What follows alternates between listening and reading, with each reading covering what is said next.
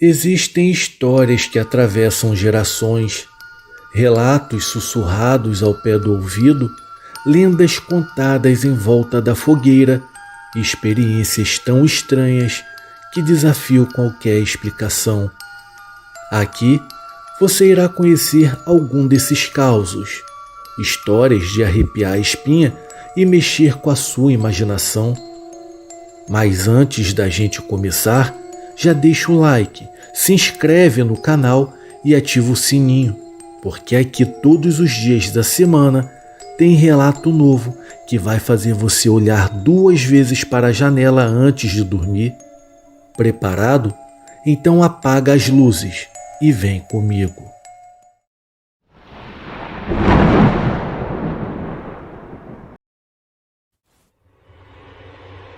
Olhos vermelhos na madrugada.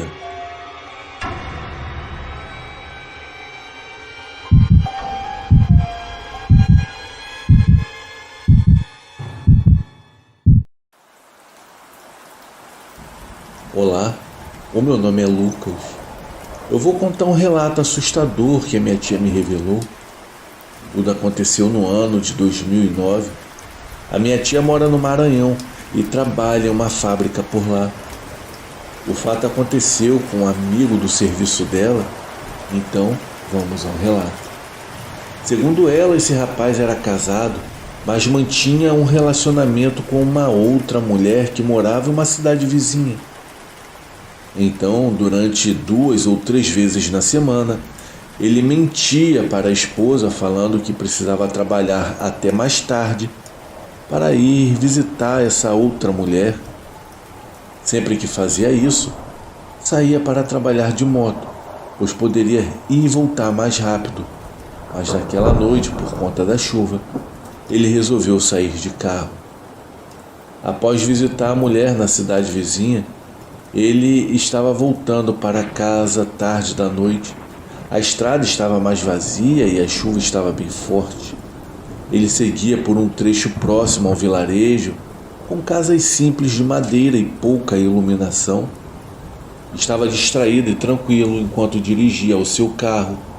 Foi quando que, do nada, viu a uma certa distância uma silhueta que parecia ser de um animal perto do acostamento da estrada. Era um cão negro muito grande. A criatura começou a andar para o meio da estrada pouco antes do rapaz se aproximar com o carro. Na hora, ele acabou se forçando a frear bruscamente, quase perdeu o controle do carro na pista molhada, mas conseguiu parar alguns metros antes de atingir o tal animal. Nisso, a criatura parou em frente ao veículo e o encarou. Naquele momento, ele viu os olhos vermelhos brilhando como brasa. Foi aí que percebeu que a criatura não era apenas um animal qualquer. Iluminado pelos faróis do carro, ele notou que era algo monstruoso. A sua pelagem era um preto fosco, estava úmida pela água da chuva. Ele contou para minha tia que entrou em choque ao ver aquilo. Ficou apavorado com aquela besta demoníaca à sua frente. Ele não sabia o que fazer. Desesperado, engatou a ré e começou a recuar, mas a besta começou a andar na direção do carro. Ele acelerou mais, mas não era o suficiente, então engatou a primeira e resolveu acelerar com tudo para frente. Chegou a derrapar no asfalto molhado. Foi aí que veio o espanto definitivo. Ele achou que iria bater na criatura, mas assim que se aproximou dela, a atravessou com tudo, como se aquela coisa não tivesse com corpo físico. A criatura desapareceu como fumaça enegrecida bem na frente dos seus olhos. Na hora, ele sentiu um cheiro forte de podre dentro do carro, acelerou com tudo e abriu a janela para arejar e assim tentar se acalmar, pois ainda estava bem apavorado. Ao chegar em casa, estava muito nervoso. A esposa logo percebeu o seu estado e perguntou se havia acontecido alguma coisa no trabalho. Mas ele desconversou e resolveu tomar uma ducha para tentar se acalmar. Ele não tirava da cabeça que havia visto um demônio na estrada. Passado um tempo, ele continuou se sentindo muito culpado por tudo que estava fazendo. Então resolveu terminar com outro relacionamento e contar a verdade para a esposa. Ela não conseguiu perdoá-lo e pediu o divórcio. Tudo isso o afetou demais, mas ao menos ele se sentiu melhor e tirou toda aquela culpa de dentro de si. Eu não sei se o que ele viu era de fato um lobisomem ou um cão do inferno, pois, segundo seu relato, aquela criatura não tinha um corpo físico. Mas não deixa de ser um relato bem assustador e impressionante. Enfim, eu acho que esse rapaz deve ter visto uma entidade demoníaca em forma de um cachorro. Talvez essa fosse a forma como o próprio se enxergava, por conta da culpa que sentia por trair a sua mulher. Provavelmente a entidade personificou isso como se fosse um espelho da própria alma dele, se tornando assim uma criatura em formato de um cão infernal. Mas essa é apenas a minha opinião. O que vocês acham? Era de fato um lobisomem ou um cão do inferno? Uma coisa é certa, sendo um ou outro, o que esse homem viu naquela estrada era realmente algo completamente amedrontador.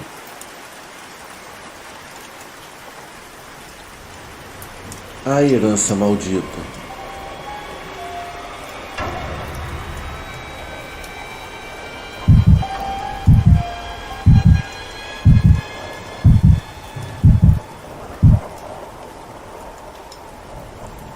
Olá, o meu nome é Amauri. Eu sou do sertão baiano. Isso aconteceu há décadas, quando eu era um adolescente e morava com os meus pais e irmãos na casa do meu avô Rubião. A nossa família era antiga na região e tinha muitas posses, o que era motivo de grande orgulho. O avô Rubião prosperou de uma hora para outra, o que todo mundo achou estranho. Ele conseguiu um empréstimo de um fazendeiro velho e sovina a juros quase zero, fez bons investimentos e em pouco tempo se tornou rico. O fazendeiro adoeceu e morreu logo depois de receber o dinheiro. O gado da fazenda pegou uma doença e começou a ruir. Pouco tempo depois, o avô comprou a fazenda por uma ninharia e ela voltou a prosperar. Ele se tornou uma força na região e até se meteu com política. Todo mundo da cidade achou estranho o sucesso repentino do avô Rubião e começaram a dizer que, na verdade, ele havia feito um pacto com o capiroto. Apesar do sucesso, ele ficou esquisito, nervoso e emagreceu. As pessoas começaram a ter medo dele. Quando o avô morreu, surgiu uma lenda na região. Dizem que quando se passava perto da casa durante a noite, perto do mausoléu, dava para se ver um homem de preto parado em frente. O meu pai contava que por um bom tempo ninguém visitou a casa e alguns empregados pediram as contas. Levou tempo até que meu pai conseguisse diminuir a fama ruim da casa. Ele dizia que o avô Rubião era um homem bom, trabalhador e que nunca fez nada de errado. Eu também nunca acreditei nessas histórias, mas o povo ainda acreditava. Quando eu era criança, havia um quarto na casa onde meu pai se trancava ao menos uma vez por semana. As janelas viviam fechadas com as cortinas tampando quase tudo. Eu sempre fui curioso sobre esse quarto, mas sempre que tentava seguir meu pai, ele ficava bravo e me mandava sair. Quando eu perguntava, ele mandava eu parar de ser curioso, dizendo que quando tivesse que saber, eu saberia. Bom, deixei isso quieto por muitos anos, mas uma coisa estranha começou a acontecer quando eu fiquei mais velho, mais ou menos nos meus 16 anos de idade. Eu comecei a sonhar com o homem de preto. No sonho, eu estava do lado de fora da casa, sozinho durante a noite. Eu chegava de algum lugar e passava perto do mausoléu. Lá eu parava e ficava olhando para o mesmo no escuro. Eu sentia medo. Então a porta do mausoléu se abria lentamente e um homem de terno, porém um homem muito alto e de pele branca como papel, saía de lá de dentro. Ele parava, olhava fixamente para mim e do nada saía correndo atrás de mim. Ao ver aquilo, eu sempre corria desesperado, tentando chegar na casa, mas a porta estava trancada. Eu gritava e ninguém me atendia. Quando o homem de preto estava a ponto de me alcançar, eu acordava suando e tremendo de medo. Eu cheguei a contar esses sonhos para o meu pai. Ele apenas balançava a cabeça e dizia para eu esquecer isso. Mas os sonhos continuaram, e com eles uma sensação de que havia algo muito errado naquela história. Eu fiquei semanas sonhando com esse tal homem de preto. Os sonhos eram sempre os mesmos. A corrida desesperada, a porta trancada e o homem quase me alcançando. O meu pai notou que eu andava abatido e perguntou o que de fato estava acontecendo. Bom, decidi contar para ele sobre os sonhos, esperando que ele pudesse me dar alguma explicação ou ao menos me acalmar. O meu pai ouviu tudo com atenção, mas no final disse que eu deveria apenas estar cansado. Ele sempre tinha uma resposta prática para tudo. No entanto, quando perguntei se por acaso ele já tinha visto tal homem de preto, ele apenas desconversou do assunto, dizendo que tinha muita coisa para fazer e saiu. Naquela hora eu não engoli essa história. Parecia que ele estava escondendo algo de mim. Decidi que eu precisava descobrir por conta própria o que de fato estava acontecendo, especialmente com aquele quarto misterioso. Nos dias seguintes, eu passei a vigiar o quarto esperando uma grande oportunidade para eu entrar. Toda vez que o meu pai saía, eu corria até lá, mas a porta sempre estava trancada. Mas como sempre me dizia, paciência muitas vezes é recompensada. Uma noite meu pai chegou tão cansado do trabalho que deixou tudo esparramado na mesa do centro da sala e se jogou no sofá, e para minha sorte ele deixou as chaves à mão. Aproveitei a oportunidade, peguei as chaves e corri para o quarto. Eu fiquei nervoso ao tentar encontrar a chave certa, mas por fim consegui abrir a porta. A decepção foi enorme. Eu pensei que o quarto guardava algo esquisito, mas não havia nada de extraordinário. Eu comecei a vasculhar o quarto, tentando encontrar algo escondido. Olhei o piso, as paredes, mas nada. Então me voltei para o armário, que estava trancado com cadeado. Eu peguei as chaves novamente e tentei encontrar alguma que abrisse, mas na ansiedade a chave caiu no chão. Ao me abaixar para pegá-la, notei algo estranho no chão. Eu tirei o tapete e vi símbolos estranhos em vermelho, algo que nunca eu havia visto antes. Eu senti calafrio. Aquilo não parecia coisa boa. Lembrei das histórias sobre a minha família, sobre o pacto com o diabo. Então eu comecei a pensar, e se for verdade? E se o meu pai tiver dado continuidade a isso? Eu senti um mal-estar, a minha vista escureceu e um peso enorme na cabeça e no peito. Balancei e quase caí, só me apoiando no armário. Foi aí que a desgraça começou. Enquanto eu tentava me recuperar, eu comecei a sentir que eu estava sendo observado. A luz apagou do nada, eu tomei um susto enorme. Eu não tive coragem de me mexer, porque a sensação de ser observado continuava, e cada vez pior. Eu decidi que eu precisava sair dali o mais rápido possível. Eu dei 2 passos e parei. Foi quando eu senti um arrepio. Um frio subiu pela espinha e em seguida eu senti um toque pesado no ombro. Fiquei paralisado, sem coragem de olhar para trás. E então ouvi um sussurro no meu ouvido. Era uma voz grossa e esquisita. Amaury, que bom que você veio me ver. É seu pai. não vai ficar feliz de te ver aqui não. Respirei fundo e não disse nada, mas senti um bafo quente e fedorento na nuca. Tomei coragem e virei o meu rosto. A princípio, vi a mão que me segurava. Diferente da pele branca do homem dos meus sonhos, era uma mão magra, mas sem carne e nem corpo. Apenas uma sombra mais escura que o breu do quarto. Eu sabia que eu me arrependeria de olhar, mas não me contive. Continuei a olhar, finalmente, para o rosto da criatura. Era uma sombra de um homem muito alto, curvado para a frente, com a cabeça próxima do chão. Não havia rosto, apenas 2 olhos vermelhos arregalados. Ao ver aquilo, arregalei os meus olhos também, e a pressão na mesma hora caiu, e eu desmaiei ali mesmo. Não me lembro de nada depois disso, só de ser acordado pelo meu pai já de manhã. O meu pai não estava nervoso, muito pelo contrário, parecia estar envergonhado. Ele me ajudou a levantar e perguntou o que havia acontecido, sem questionar nada sobre eu ter entrado no quarto.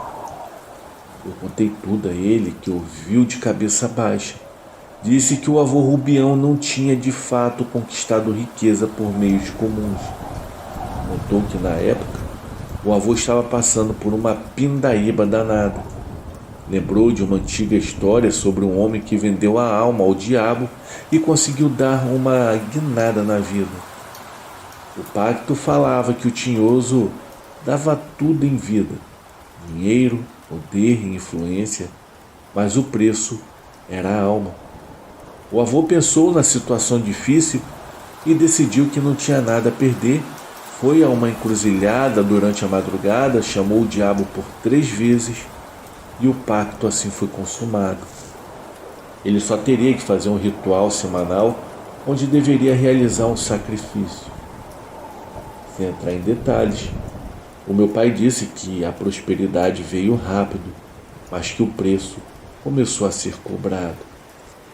Eu ouvi tudo aquilo completamente horrorizado. Não podia acreditar que minha família tinha se metido com isso. Quando meu pai terminou, eu apenas me levantei e saí do local. Os dias seguintes foram horríveis. Eu não conversava mais com meu pai. Eu tinha perdido completamente o respeito por ele.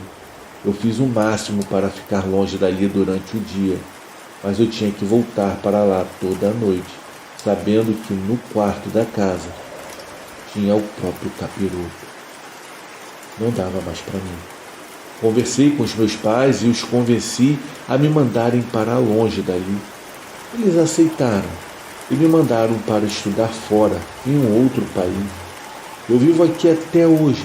Eu consegui construir uma boa carreira e não dependo mais deles. Nunca mais eu voltei para lá. E na verdade é que eu nem quero. Infelizmente, ter sucesso no mundo pode nos levar a fazer coisas impensáveis. Espero nunca ter que chegar nesse ponto. Penso em quanta gente poderosa seguiu o mesmo caminho do meu pai e do meu avô. Bom, esse é o meu relato. Eu desejo a todos uma ótima semana.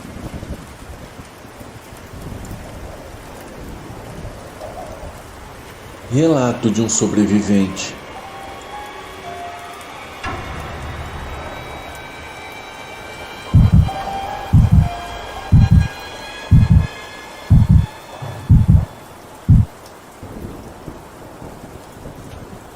Boa noite a todos. O meu nome é Janderson. Eu sou de Barreiros, um distrito da cidade de Riachão de Jacuípe, na Bahia. Atualmente eu moro em Feira de Santana. Eu quero começar dizendo que não tenho medo nem vergonha do que eu vou contar, até porque tudo isso é verdade. Eu passei por algo muito assustador no ano de 2006, quando ainda morava no interior. Naquele ano, eu estava trabalhando em uma pequena fábrica caseira que produzia queijos, requeijão, manteiga e laticínios em geral, além de rações para animais. Prefiro não citar o nome da empresa e nem do dono, até mesmo para manter isso de forma anônima. Enfim, O ambiente de trabalho era bem agitado. Eu trabalhava cuidando dos porcos, das cabras e do leite para preparar os produtos. Eu sempre voltava no final da tarde para alimentar os porcos e prender as cabras no curral, até porque naquela região há muitos cães que acabam atacando as criações durante a noite. Era estranho às vezes quando eu ia ver os animais, até estranhar a reação deles. Algumas vezes parecia que tinham um olhar de medo, tanto as cabras quanto os porcos. Mas até então não havia ocorrido nenhum incidente com os animais daquela criação. A minha mãe trabalhava na cooperativa de reciclagem e, ao deixar o serviço, ficamos com uma balança digital que ela utilizava para pesar as reciclagens. O meu antigo patrão logo se interessou pela balança, afinal ele precisava de uma na fábrica. Então acabamos negociando em troca dessa balança por algumas galinhas que ele tinha junto com outros animais. Eu marquei com ele para irmos durante a noite, pois seria mais fácil pegá-las. Eu fui até a casa dele e a sua esposa atendeu a porta, disse que ele estava dormindo. Resolvi ir sozinho. Me recordo que eram por volta das 8 horas da noite.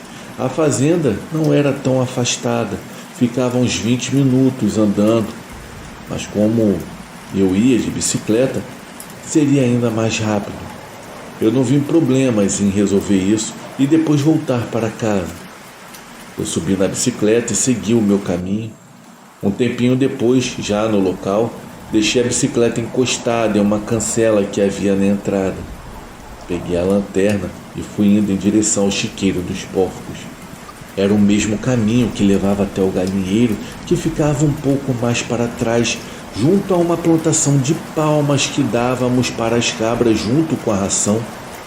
Pelo horário, já estava bem tranquilo e vazio o lugar. Quando eu fui me aproximando do chiqueiro, ali perto tinha um canil. Eu me aproximei e ouvi o som de uns cães rosnando. Eu parei, olhei em volta sem entender o que estava acontecendo. Eu não vi nada e continuei andando, com um cachorro me acompanhando. Aquela noite estava bem clara, o céu estava aberto, nem havia acendido a lanterna por conta disso. Então continuei andando e passei pelo cercado dos porcos, indo em direção ao poleiro das galinhas. Estranhamente, tudo estava bem silencioso, o que não é normal em um lugar com tantos animais.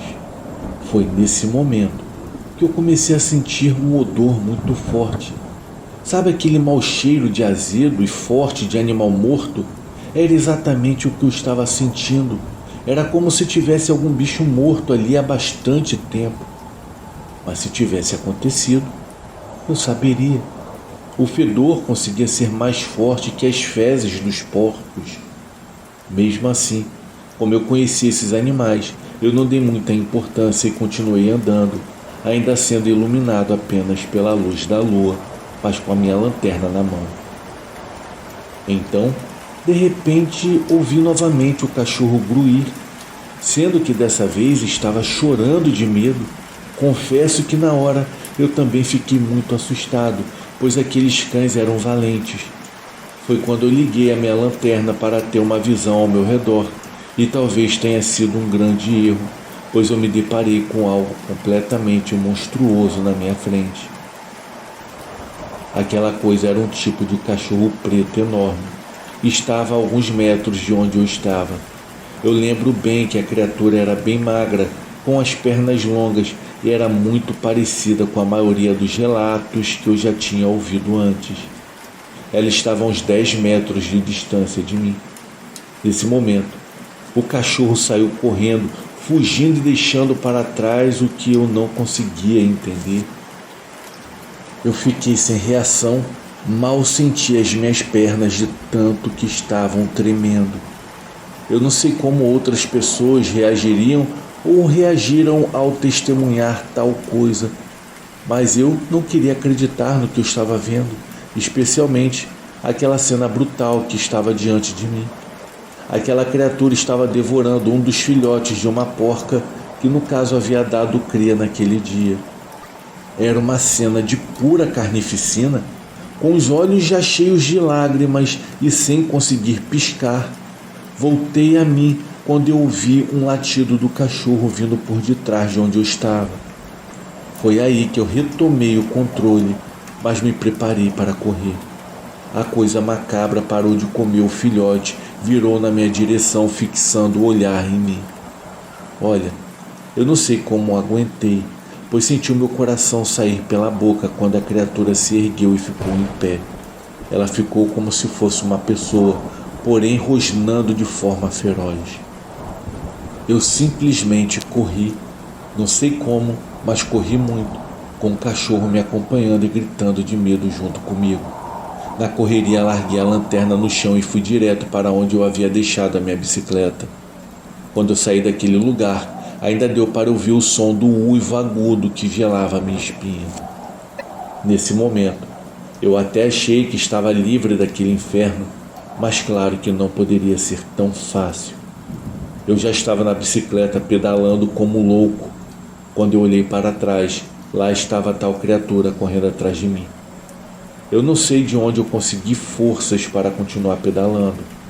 Em dado momento, eu cheguei a pensar que aquilo de fato era um pesadelo bizarro, mas é claro que eu não iria parar para descobrir. Então eu continuei pedalando, pedalava freneticamente até chegar em uma das pontes que dividia a rua com o caminho cortado por um rio. Nisso eu virei para olhar novamente e a criatura já havia sumido. Respirei fundo e continuei pedalando sem parar até chegar em minha casa. Eu estava suando, ofegante, porém ainda vivo. Só que nem preciso dizer que na verdade eu estava em estado de choque. Quando eu entrei em casa, minha avó me viu naquele estado e perguntou o que havia acontecido com o meu braço. Só quando eu entrei, que a minha adrenalina baixou um pouco, foi aí que eu percebi que realmente eu estava com um corte no meu braço. Com toda aquela tensão e com o instinto de sobrevivência, sequer eu tinha visto que eu havia me cortado fugindo daquela fera. Ela me deu um copo d'água, me sentei, respirei um pouco e contei tudo o que eu havia passado naquela noite. Então, com um olhar sério, ela me disse que aquela criatura que eu havia visto, sem dúvida era um lobisomem.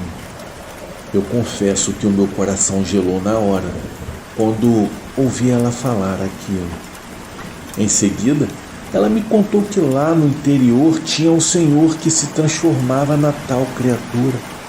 Eu já tinha ouvido falar, mas nunca acreditei nessas histórias, pois inclusive eu conhecia o tal senhor e jamais desconfiaria que poderia ser real.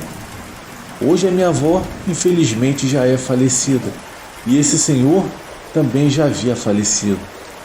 Boatos circulavam sobre animais sendo mortos na região, mas nunca ninguém soube o que de fato causava essas mortes. Coincidência ou não, depois da morte desse senhor, nunca mais aconteceu esse tipo de coisa. Enfim, esse é o meu relato.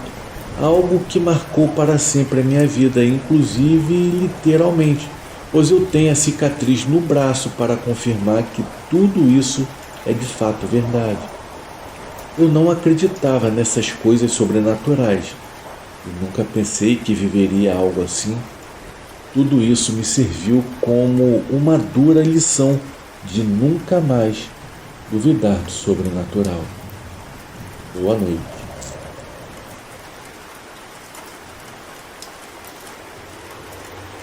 Silêncio no sertão.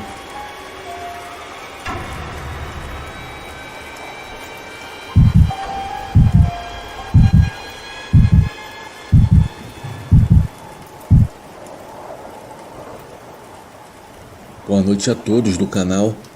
O meu nome é Catarina. Eu sou nascida e criada na zona rural de Serra Talhada, sertão de Pernambuco. A nossa casa fica num pedaço de terra seco, rodeado por um cercado de arame farpado. De um lado, há um mandacaru grande, que vigia a entrada como um sentinela espinhento. Já do outro, há um velho juazeiro que lança sua sombra generosa e mais ao fundo, um açude pequeno que tenta resistir ao calor do sertão. É ali que meu pai, chamado Josué, tira o sustento plantando feijão, milho e mandioca, e que mamãe, Dona Helena, cultiva ervas para remédios e cozinha. Eu sou a mais velha de 5 filhos. Antônio é o segundo. É um rapaz quieto de 17 anos de idade, mas que já carrega a força e a responsabilidade de um homem feito. A Maria Clara, com seus 15 anos, vive com a cabeça nas nuvens, sonha em ir embora para a cidade grande. O Pedro, o nosso moleque de 12 anos, é o traquino, como o papai chama, porque nunca para quieto. Já a Ritinha, com seus 8 anos de idade, é a alegria da casa, sempre cantarolando alguma cântiga de roda enquanto brinca no terreiro. Nosso lar é simples, com paredes de barro e telhado de telha velha. O chão de terra batida esconde a marca de anos de história, e o alpendre na frente da casa é onde passamos boa parte do tempo durante a noite, em redes penduradas nos troncos de madeira. É o meu canto preferido quando o calor aperta e o vento resolve dar um alívio. Foi numa dessas noites de lua cheia e céu cravejado de estrelas que eu vivi algo que jamais irei me esquecer. Todos já estavam recolhidos. A luz da lamparina no quarto de mamãe e papai havia sido apagada e eu fiquei só no alpendre, enrolada num lençol fino. O ar estava abafado, mas uma brisa suave vinha de lá do açude, balançando de leve as folhas do juazeiro. Os grilos cantavam e eu ouvia ao longe o chocalho de algumas cabras do vizinho. Eu estava deitada na rede. Foi quando eu comecei a me balançar bem devagar, tentando assim afastar os pensamentos que naquela noite pareciam mais inquietos. Os meus olhos estavam quase se fechando quando eu senti um leve movimento na rede. Era como se alguém a empurrasse de leve. Na hora eu não dei importância. Podia ser só o vento. Mas o balanço começou a se intensificar. Não era como um vento. Era ritmado, como se mãos invisíveis estivessem brincando comigo. Olhei ao redor com o meu coração disparado. Antônio, deixa de brincadeira. Ninguém respondeu. A rede parou de repente. Um silêncio estranho caiu sobre o alpendre. Os grilos haviam parado de cantar. E até o vento parecia ter sumido. Foi então que eu senti um puxão forte no lençol que cobria os meus pés. Ele foi arrancado de mim e jogado no chão. Foi o suficiente para levantar poeira. Antes que eu pudesse me mexer ou gritar, a rede do nada começou a balançar com violência. Era como se fosse para arremessar algo, e foi o que aconteceu. Eu fui jogada ao chão e com um baque seco, o ar me escapou dos pulmões. Eu me levantei tonta e apavorada e olhei ao redor e não havia ninguém. Apenas a lua brilhando no céu e as sombras dos arbustos dançando ao vento. Logo gritei pelo meu pai, que apareceu pelo papai, que apareceu segurando uma lamparina. Antônio vinha logo atrás com os olhos arregalados. Eu expliquei entre soluços o que tinha acontecido. Papai ficou em silêncio por um momento, com os olhos fixos no alpendre. Meu Deus do céu, isso não é coisa de vento, Catarina, e nem de gente viva, murmurou ele, como se temesse dar nome ao que suspeitava. Mamãe veio logo em seguida, e enquanto preparava o chá para me acalmar, então papai nos contou algo que nunca havia dito antes. A terra onde a nossa casa foi construída pertencia a um homem chamado Raimundo das Almas. Era um fazedor de feitiços, conhecido por lidar com forças perigosas. Reza a lenda, o Raimundo morreu de forma misteriosa e o seu corpo nunca foi encontrado. A história do Raimundo das Almas era conhecida pelos mais velhos da região, mas pouco falada, como se o próprio nome carregasse um peso que ninguém queria invocar. Segundo o que papai contou depois daquela noite, Raimundo Era um homem solitário que vivia num casebre onde hoje é nosso alpendre. Ele chegou ao sertão vindo de não se sabe onde e não tinha família ou amigos. Ele era conhecido por mexer com coisas do outro mundo, fazia simpatias, rezas fortes e até trabalhos mais pesados que envolviam oferendas e rituais feitos sob o juazeiro perto de casa. Diziam que o Raimundo tinha o dom de invocar espíritos e de conversar com os mortos, algo que o fez ser temido e procurado por quem precisava de favores que ninguém mais ousava pedir. Uma colheita que não vingava, um amor perdido, um inimigo que precisava sumir. Raimundo aceitava qualquer pedido, desde que o preço fosse pago a ele. Apesar da fama de feiticeiro, ele nunca foi visto na igreja, nem pedia bênçãos de padre algum. Isso alimentava ainda mais as histórias de que ele fazia acordos com as forças obscuras. Muitos acreditavam que ele tinha um pacto com coisa ruim e que era isso que lhe dava tanto poder. Mas foi numa noite de uma sexta-feira santa que o destino do Raimundo das Almas mudou para sempre. Naquele dia, moradores da região ouviram gritos vindos do casebre. Quando o sol nasceu, ninguém mais viu o Raimundo. O casebre estava vazio, mas o chão no alpendre estava manchado com algo escuro, que na verdade nunca saiu, mesmo depois da chuva e do tempo passarem. Os mais antigos diziam que o Raimundo havia sido levado pelas próprias forças que ele invocava. Outros contam que na verdade ele foi assassinado por alguém que não queria pagar por um trabalho mal feito. O fato é que o seu corpo nunca foi encontrado, e as histórias de assombrações começaram pouco depois. Pessoas que passavam pelo lugar durante a noite diziam ouvir vozes sussurrando, o som de passos no terreiro e principalmente o ranger de uma rede balançando na cozinha. Quando o papai comprou a terra e construiu a nossa casa, muitos até tentaram alertá-lo. Olha, a terra tem dono, diziam os vizinhos mais velhos. Mas ele não deu ouvidos. Sempre foi um homem prático, que não se deixava intimidar por histórias. Quem morreu não faz mal a ninguém, ele costumava dizer. Mamãe, pálida, correu para pegar água benta e espalhou pela casa rezando bem baixinho. Papai, com a ajuda do Antônio, colocou sal grosso nos cantos do alpendre e na porta de entrada. Mas mesmo assim, eu não consegui pregar os meus olhos naquela noite. No dia seguinte, seu Benício, um rezador do sítio vizinho, veio até a nossa casa.